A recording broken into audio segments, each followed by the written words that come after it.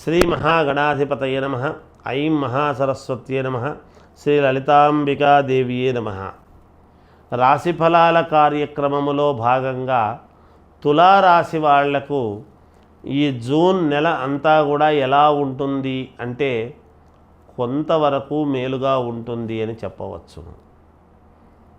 అయితే గతములో అనుకున్నటువంటి పనులు కార్యసాధనకు రావటము లాంటివి, మీరు కొత్తదనముగా ప్రయత్నాలు చేసి కొత్త వరవడిని ఏదో సృష్టించాలి అనేటువంటిది ప్రయత్నాలు చేస్తూ తిరగటం లాంటివి జరుగుతాయి.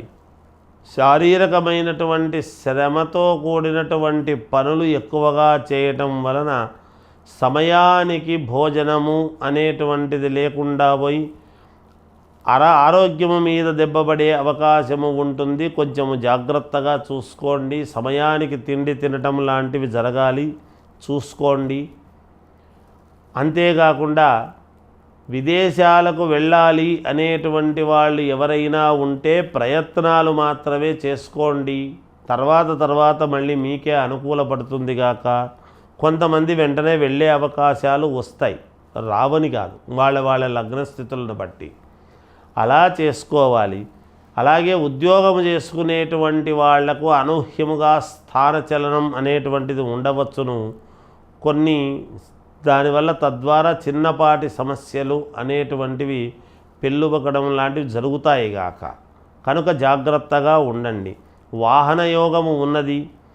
ఇంతవరకు చేస్తూ ఉండేటువంటి విధానము కాకుండా కొత్త ఒరవడి ఏదో తీసుకురావాలి సమాజంలోకి అనేటువంటి భావనతో కొంచెము వేరే విధముగా మీరు ట్రీట్ చేసే విధానం ఉంటుంది కొంతమందిని.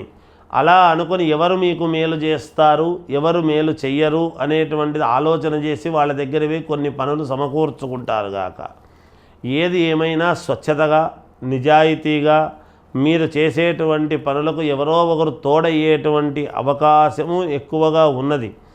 ఆ తోడైన తర్వాత మీ జీవితము కాస్త 10 రూపాయలు రావటము, గతములో కాదనుకున్న వాళ్ళు మళ్ళీ రావటము, మిమ్మల్నే ఆరాధించడము, మీరు ఉంటేనే మంచిది అనేటువంటి భావన కలగడము, ఇవన్నీ కూడా జరుగుతాయి గాక. విద్యార్థులకు చాలా యోగవంతముగా ఉన్నది. వాళ్లకు తగిన ఫలితం వాళ్ళు అందుతుంది. అలాగే మామూలుగా భూమి క్రయ విక్రయాలలో మంచి లాభాలు ఉన్నాయి. భూములు అమ్మకములోను కొనడములోనూ మంచి లాభాలు ఉన్నాయి. ఆ లాభాల వలన మళ్ళీ మీరు పునః గౌరవంగా ఇచ్చేసుకునేటువంటి దానికి రావచ్చునుగాక. అలా గౌరవమైనటువంటి పనులు చేసుకుంటూ అందరిలోనూ ప్రశంసలు పొందడం లాంటివి జరుగుతాయి. రాజకీయాలలో ఉండేటువంటి వాళ్లకు మహాద్భుతమైనటువంటి అవకాశముగా కనపడుతున్నది. తప్పకుండా కిరీటధారణ, పదవీ యోగం అనేటువంటిది ఉంది. పదవి అనేటువంటిది వచ్చి తీరుతుంది గాక. అంత ఘంటాపదముగా ఉన్నది. అక్కడక్కడ చిన్నపాటి ఇబ్బందులు కలిగినప్పటికీ చివరికి మేలు జరిగేటువంటి విధానమే ఎక్కువగా ఉన్నది.